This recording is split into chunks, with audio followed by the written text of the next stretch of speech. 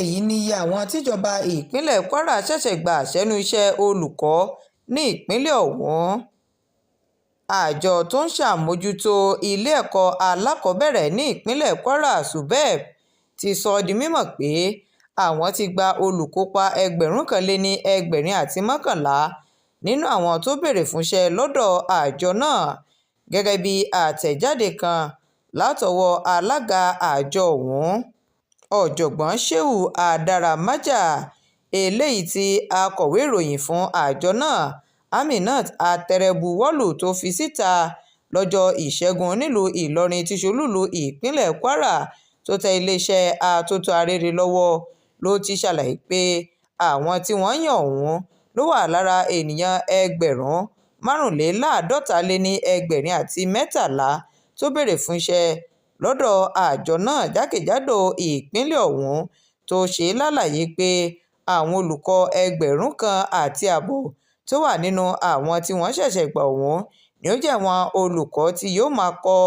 iṣẹ́ tó ṣe gbòógì ní àwọn ilé ẹ̀kọ́, nígbà tí àwọn 3,100 jẹ́ àwọn òṣìṣẹ́ tí kìí ṣe olùkọ́, lára èyí tí a ti rí dẹ́rẹ́bà, aṣọ́gbà àtàwọn olùrànlọ́wọ́ míì fún àwọn ilé ẹ̀kọ́ tó wà ní ìjọba ìbílẹ̀ 16 tí ń bẹ ní ìpínlẹ̀ ọ̀hún. Ọ̀jọ̀gbọ́n Adaramaja fìdí rẹ̀ múlẹ̀ pé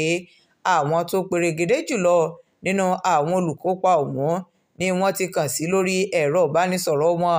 láti wá gba lẹ́tà ìgbanisíṣẹ́ wọn, tó ní ètò ìforúkọsílẹ̀ ti bẹ̀rẹ̀ lọ́jọ́ Ajé Monday tí ṣe ọjọ́ 6 inú oṣù kínní ọdún 2025 yìí fún àwọn tó perégedé jùlọ láti ẹkùn àríwá ìpínlẹ̀ Kwara, tí àwọn ará ẹkùn gúúsù ìpínlẹ̀ Kwara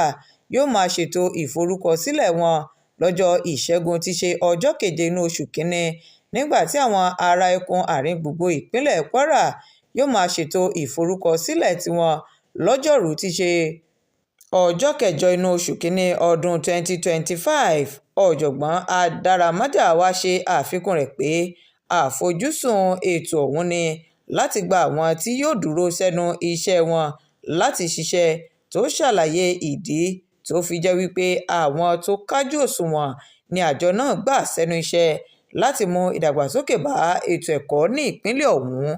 Shakirat Arówólò Nurudeen ló ń jábọ̀ ìròyìn fún iléeṣẹ́ atótó arére online TV. Ẹ ṣé púpọ̀.